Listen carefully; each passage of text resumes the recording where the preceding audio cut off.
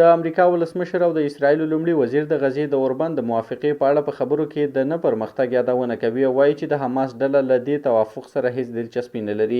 له بلې خوا د ملګرو ملتونو د خوړو نړیوال پروګرام WFP اعلان کړی چې د غزې کابو په دریو یوه برخه کې خلک له څو ورځو راهیسې هیڅ خواړه نه لري.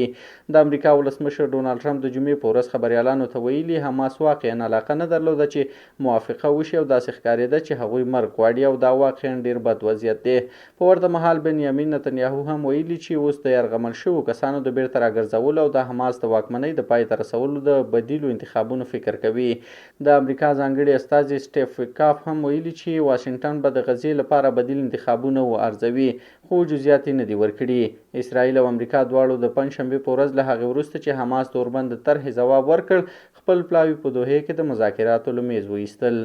لومړی راپورونه وایي چې دا چاره یوازې د سلا مشورو لپاره وه او لازما د مذاکراتو د ناکامۍ معنا نه لري، خو د نتنیاهو وروستۍ څرګندونې ښیي چې د شپې لخوا د اسرایلو دریځ لا سخت شوی. د رویټرز د راپور له مخې په دې وړاندیز کې د 15 ورځني اوربند د بشري مرستو د زیاتېدو او د پاتې 50 یرغمل شوو کسانو د یوې برخې په بدیل کې د فلسطیني بندیانو خوشي کېدل شامل وو. خو د اسرایلي ځواکونو د وتلو اندازه، د اوربند له پای ته وروسته وضعیت او د فلسطیني بندیانو شمیر هغه موارد چې پر اختلافات رامنځته شوي دي. په داسې حال کې چې د اوربند خبرې روانې دي، د اسرایلو ځمکني عملیات لا هم دوام لري. د غزې روغتیایي چارواکي بیا وایي چې د جمعې په ورځ د اسرایلو بمباریو او ډزو لږ تر لږه 21 کسان وژلي دي، چې 15 پکې په هغه ښوونځي کې وژل شوي چې کورنیو یې پکې پناه اخیستې وه.